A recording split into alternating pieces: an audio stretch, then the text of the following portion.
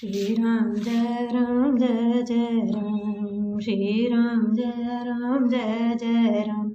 10,000 वर्ष तक उन्होंने वायु का आधार भी छोड़ दिया। दोनों एक पैर से खड़े रहे। उनका अपार तप देखकर ब्रह्मा, विष्णु और शिव जी कई बार मनु जी के पास आए।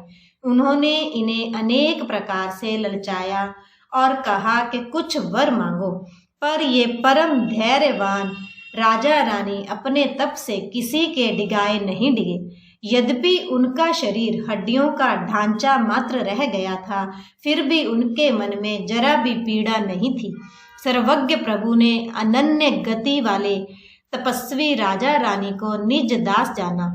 तब परम गंभीर और कृपा रूपी अमृत से सनी हुई यह आकाशवाणी हुई कि वर मांगो। मुर्दे को भी जिला देने वाली यह सुंदर वाणी कानों के छेदों से होकर जब हृदय में आई, तब राजा रानी के शरीर ऐसे सुंदर और रिष्ट पुष्ट हो गए मानो अभी घर से आए हैं। कानों में अमृत के समान लगने वाले वचन सुनते ही उनका शरीर पुलकित और प्रफुल्लित हो गया। तब मनु जी ने दंडवत करके बोले, प्रेम हृदय में समाता ना था।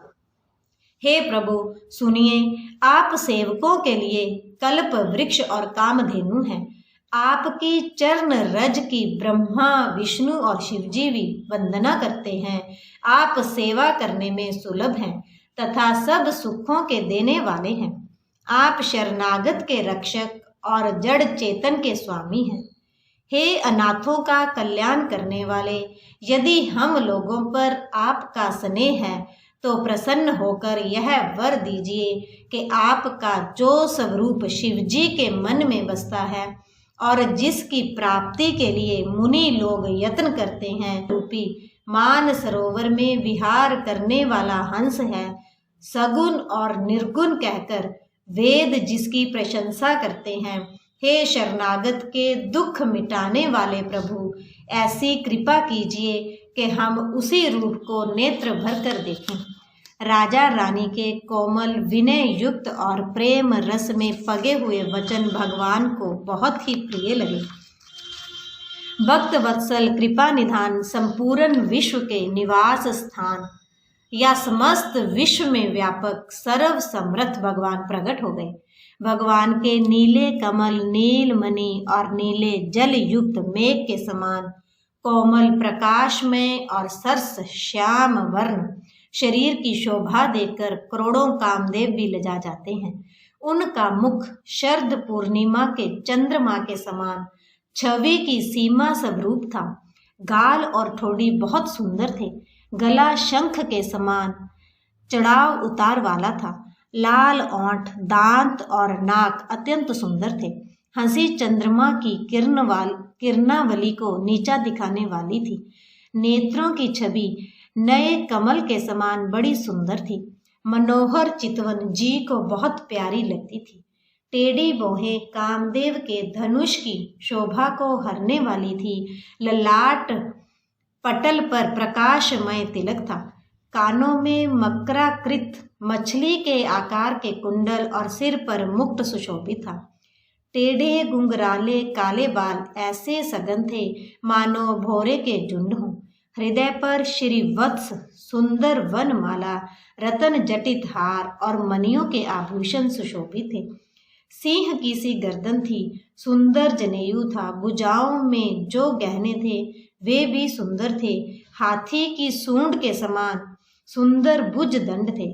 कमर में तरकस और हाथ में वान और धनुष शोभा पा रहे थे। स्वर्ण वर्ण का प्रकाश में पीतांबर बिजली को लजाने वाला था। पेट पर सुंदर 3 रेखाएं त्रिवली बनी हुई थी। नाभि ऐसी मनोहर थी मानो यमुना जी के भंवरों की छवि को छीने लेती हो। जिनमें मुनियों के मन रूपी भौरे बसते हैं, भगवान के उन चरण कमलों का तो वर्णन ही नहीं किया जा सकता।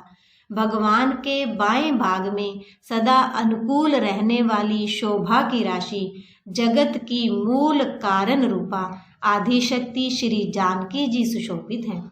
जिनके अंश से गुणों की खान अग्नित लक्ष्मी, पार्वती और ब्राह्मणी उत्पन्न होती हैं तथा जिनकी बाहों के इशारे से जगत की रचना होती है, वही भगवान की स्वरूप शक्ति श्री सीता जी श्री रामचंद्र जी की बाईं ओर स्थित हैं। शोभा के समुद्र श्री हरि के रूप को देखकर मनुष्यत रूपा नेत्रों के पट रोके हुए एक टक रह गए। उस अनुपम रूप को वे आदर सहित देख रहे थे और देखते देखते अगाते ही न थे। आनंद के अधिक वश में होने के कारण उन्हें अपने देह की सुधि भूल गई। वे हाथों से भगवान के चरण पकड़कर दंड की तरह सीधे भूमि पर गिर पड़े। कृपा की राशि प्रभु ने अपने चरण कमलों से उनके मस्तकों को स्पर्श किया और उन्हें तुरंत ही उठा लिया।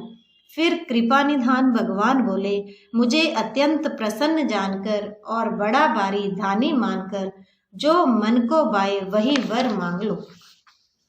प्रभु के वचन सुनकर दोनों हाथ जोड़कर और धीरज धरकर राजा ने कोमल वाणी कही, हे नाथ, आपके चरण कमलों को देखकर अब हमारी सारी मनोकामनाएं पूरी हो गई। फिर भी मन में एक बड़ी लालसा है, उसका पूरा होना सहज भी है और अत्यंत कठिन भी, इसी से उसे कहते नहीं बनता। हे स्वामी, आपके लिए तो उसका पूरा करना बहुत सहज है, पर मुझे अपनी कृपणता के कारण वह अत्यंत कठिन मालूम होता है। जैसे कोई दरिद्र कल्प वृक्ष को पाकर भी अधिक द्रव्य मांगने में संकोच करता है, क्योंकि वह उसके प्रभाव को नहीं जानता, वैसे ही मेरे हृदय में संशय हो रहा है। हे स्वामी, आप अंतर्यामी हैं, इसीलिए उसे जानते ही हैं। मेरा वह मनोरथ पूरा कीजिए। भगवान ने कहा, हे राजन, संकोच छोड़कर मुझसे मांगो, तुम्हें न दे सकूं ऐसा मेरे पास कुछ भी नहीं है। राजा ने कहा, हे दानियों के शिरोमणि, हे कृपा निधान, हे नाथ, मैं अपने मन का सच्चा भाव कहता हूँ कि मैं आपके समान पुत्र चाहता हूँ। प्रभु से भला क्या छिपाना।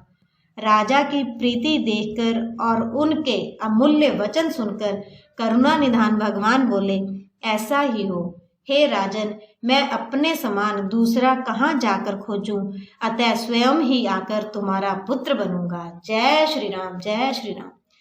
शतरूपा जी को हाथ जोड़े देखकर भगवान ने कहा, हे देवी, तुम्हारी जो इच्छा हो सो वर मांग लो। शतरूपा ने कहा, हे नाथ, चतुर राजा ने जो वर मांगा, हे कृपालु, वह मुझे बहुत ही प्रिय लगा। परंतु हे प्रभु, बहुत डिठाई हो रही है। यद्यपि हे भक्तों का हित करने वाले, वह डिठाई भी आपको अच्छी ही लगती है। आप ब्रह्मा आदि के भी पिता, उत्पन्न करने वाले, जगत के स्वामी और सबके हृदय के भीतर की जानने वाले ब्रह्म हैं। ऐसा समझने पर मन में संदेह होता है, फिर भी प्रभु जी ने जो कहा वही प्रमाण है। मैं तो यह मांगती हूँ कि हे नाथ, आपके जो निज जन हैं, वे जो सुख पाते हैं और जिस परम गति को प्राप्त होते हैं, हे प्रभु, वही सुख, वही गति, वही भक्ति, वही अपने चरणों में प्रेम और वही ज्ञान और वही रहन सहन कृपा करके हमें दीजिए। रानी की कोमल, गूढ़ और मनोहर श्रेष्ठ वाक्य रचना सुनकर कृपा के समुद्र भगवान कोमल वचन बोले, तुम्हारे मन में जो कुछ इच्छा है वह सब मैंने तुमको दिया, इसमें कोई संदेह ना समझना। हे माता, मेरी कृपा से तुम्हारा अलौकिक ज्ञान कभी नष्ट ना होगा। तब मनु ने भगवान के चरणों की वंदना करके फिर कहा, हे प्रभु, मेरी एक विनती और है। आपके चरणों में मेरी वैसी ही प्रीति हो जैसी पुत्र के लिए पिता की होती है। चाहे मुझे कोई बड़ा भारी मूर्ख ही क्यों ना कहे, जैसे मणि के बिना सांप और जल के बिना मछली नहीं रह सकती, वैसे ही मेरा जीवन आपके अधीन रहे, आपके बिना ना रह सके। ऐसा वर मांगकर राजा ने भगवान के चरण पकड़े। तब दया के निधान भगवान ने कहा, ऐसा ही हो। अब तुम मेरी आज्ञा मानकर देवराज इंद्र की राजधानी अमरावती में जाकर वास करो। हे तात, वहां स्वर्ग के बहुत से भोग भोग कर कुछ काल बीत जाने पर तुम अवध के राजा होगे। तब मैं तुम्हारा पुत्र होऊंगा। इच्छा निर्मित मनुष्य रूप सजकर मैं तुम्हारे घर प्रकट होऊंगा। हे तात, मैं अपने अंशों सहित देह धारण करके भक्तों को सुख देने वाले चरित्र करूंगा, जिनको बड़े भाग्यशाली मनुष्य आदर सहित सुनकर ममता और मद त्याग कर भव सागर से तर जाएंगे। आदि शक्ति यह मेरी माया भी, जिसने जगत को उत्पन्न किया है, अवतार लेगी।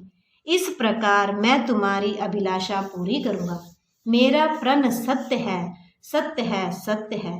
कृपा निधान भगवान बार बार ऐसा कहकर अंतर ध्यान हो गए।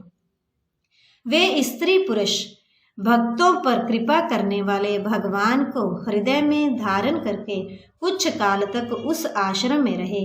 फिर उन्होंने समय पाकर सहज ही बिना किसी कष्ट के शरीर छोड़कर अमरावती इंद्र की पुरी में जाकर वास किया।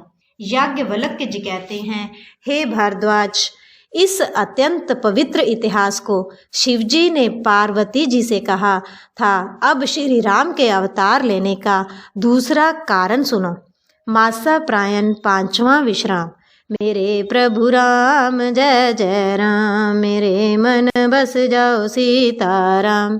मंगल भवन अमंगल हारी, द्रवहु सुदशरथ अजर बिहारी। जय सिया राम, जय जय सिया राम, जय सिया राम, जय जय सिया राम।